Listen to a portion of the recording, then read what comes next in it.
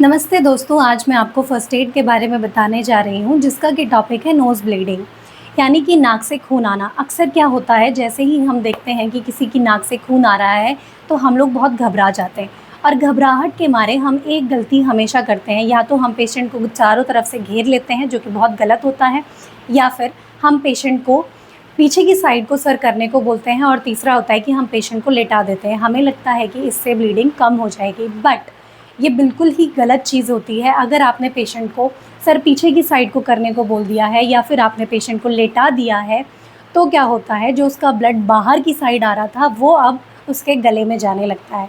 गले में जाने से उसको और ज़्यादा प्रॉब्लम हो सकती है और उसकी कंडीशन और बिगड़ सकती है। इसका सीधा-सीधा मतलब है कि आपको पेशेंट को कभी भी सर पीछे की साइड करने को नहीं बोलना है अगर उसकी नाक से खून आ रहा है, ना ही आपको पेशेंट को लेटाना है। इससे पेशेंट को और ज़्यादा हार्म आप पहुँचा सकते हो। आपको क्या करना होता है, कुछ ऐसी चीज़ें होती हैं जिसकी मदद से कि आप उसका खून रोक सकते हो, बहता हुआ खून रोका जा सकता है। सिंपल सी चीज़ है, आपको पेशेंट को स्ट्रेट बैठा देना है। आपको उसको पीछे की साइड सर करने को मना करना है, लेकिन सर आप उसका आगे की साइड करोगे, यानी कि इस पोजीशन में। उसके बाद सेकंड स्टेप होता है कि आपको उसका जो ये नोज़ वाला सॉफ्ट वाला पोर्शन होता है उसको इस तरीके से प्रेस कर लेना है। 5 मिनट तक आपको कंप्रेस करके रखना है, दबाव देना है और उसको बिल्कुल भी हिलाना नहीं है। टाइटली आपको होल्ड करके रखना है यहाँ इस तरीके से। पेशेंट का सर नीचे की साइड, हाथ से ऐसे नाक पकड़ लेनी है और बहुत देर तक 5 मिनट तक हम मैक्सिमम उसे ऐसे पकड़ के रखते हैं।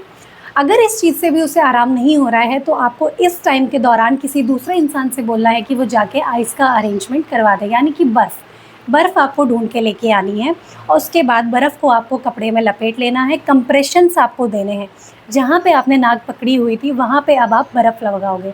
बर्फ़ से आपको सिकाई करनी है दोनों साइड। ऐसा करने से ब्लड का जो अमाउंट है या ब्लड का जो फ़्लो है वो थोड़ा-सा रिड्यूस हो जाता है और देखा जाता है कि कुछ टाइम बाद आपकी ब्लीडिंग रुक भी जाती है। अगर इन तीनों चीज़ों से भी आपका पेशेंट नॉर्मल ना हो तो घबराना बिल्कुल नहीं है, पेशेंट को आपको तुरंत हॉस्पिटल शिफ्ट करना है। उसके बाद आगे की कंडीशन डॉक्टर्स हैंडल करते हैं।